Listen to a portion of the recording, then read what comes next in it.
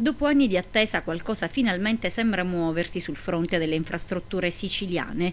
Il commissario europeo per la politica regionale ha infatti confermato la decisione della Commissione di destinare circa 197 milioni di euro all'Italia per completare le rimanenti tratte dell'autostrada Siracusa-Gela, un'arteria di importanza vitale per la Sicilia meridionale. Obiettivo di questo intervento, spiega il commissario europeo, è migliorare i collegamenti nella parte meridionale dell'isola, ridurre i tempi di percorrenza e completare l'anello autostradale attorno alla Sicilia.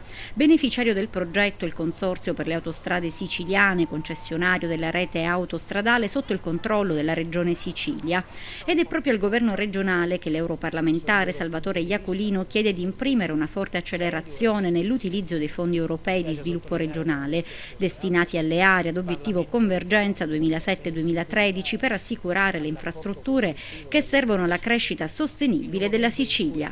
I forti stimoli nei confronti della Commissione, così come nei confronti della Regione siciliana, hanno consentito finalmente la sottoscrizione degli impegni da parte della Commissione europea per il finanziamento concreto per circa 200 milioni di euro del completamento della Siracusa-Gela, un passo avanti verso infrastrutture al passo coi tempi, ma non basta, ci sono altre infrastrutture importanti la cui definizione darebbe non soltanto investimento ma anche sviluppo e competitività.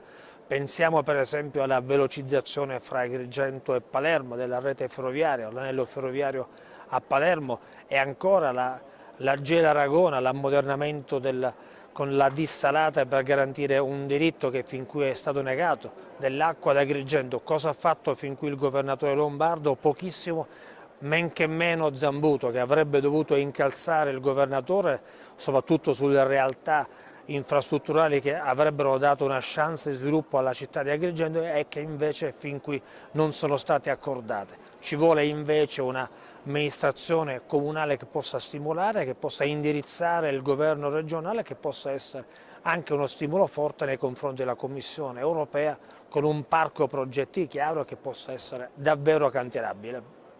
E intanto, sempre sul fronte delle infrastrutture, lunedì prossimo sarà aperto al traffico un altro tratto lungo circa 6 km della nuova strada statale 640.